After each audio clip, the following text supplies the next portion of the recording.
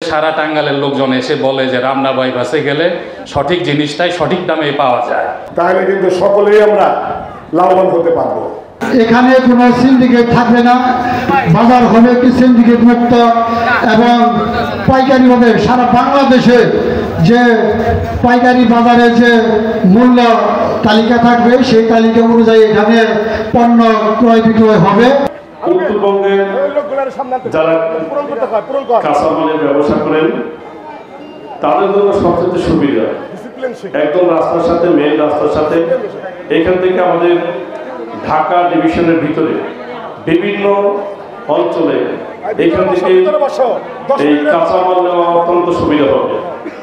একদম চমৎকার একটি জায়গা। আজকে দেখে মনে হচ্ছে যে এই জায়গাটা একদম ফাঁকা, মানুষজন কম, এমন একটা সময় খুব দ্রুততম সময়ের মধ্যে হবে যেখানে মানুষের পা রাখা জায়গা পাবে না।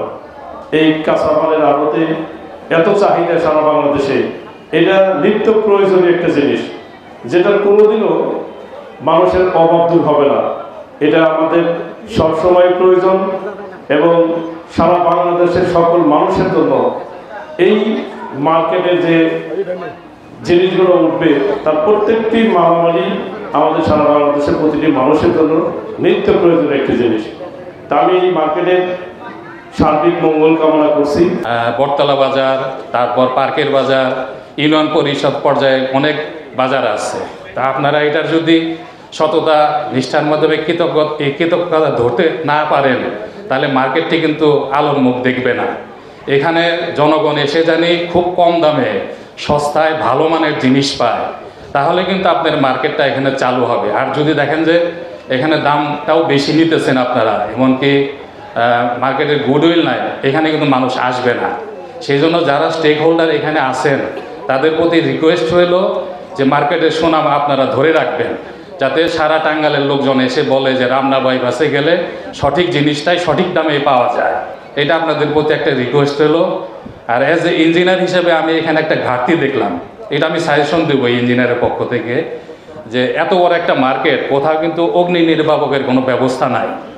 এইটা আমি মার্কেট কমিটির সভাপতি ভাই আছে, আরও যারা সদস্য আছে, যে আপনারা একটা সাবমার্সিবল পাম্প এখানে স্থাপন করবেন।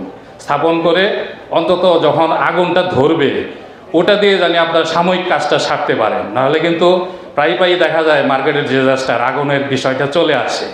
তো এটা খেয়াল রাখবেন। আপনারা ব্যবসা পরিচালনা করবেন, প্রথমে যে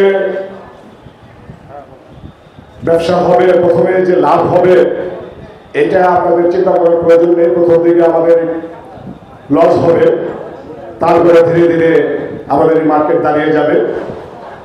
তো আমি আপনাদের কাছে একটু অনুরোধ রাখবো, আর আইন শৃঙ্খলা বিষয়ে যদি কোনো সমস্যা হয় তাহলে তো এখানে আমাদের ফাঁড়ির ওসি সাহেব আছেন, আমাদের এই কাছাকাছি ফাঁড়ি আছে, সমস্যা নাই, ইনশাল্লাহ সহযোগিতা করবে। বাংলাদেশ সরকার, বর্তমান সরকার অনেক হেল্পফুল সরকার, সবাইকে হেল্প করার জন্য ওনারা কাজ করে থাকেন, সে কারণে এমনি কোনো সমস্যা হবে না ইনশাল্লাহ। এই মার্কেটে উত্তরোত্তর শুভকামনা করে আমি মনোজাত পরিচালনা করব। মনোজাত পরিচালনা শেষে আপনারা সকলেই, আমাদের এখানে খাবারের ব্যবস্থা আছে, প্যাকেট হবে, এগুলো আপনারা নিয়ে তারপরে যাবেন, এটা আপনাদের কাছে অনুরোধ থাকবে। আর যারা এখানে স্থানীয় যারা আছেন তারা এখানে আপনারা সকলে সহযোগিতা করবেন, সবাইকে সহযোগিতা করবেন যেন এই জিনিসটা সুন্দরভাবে দাঁড়িয়ে যায়, সুন্দরভাবে যেন এটা পরিচালিত হয়।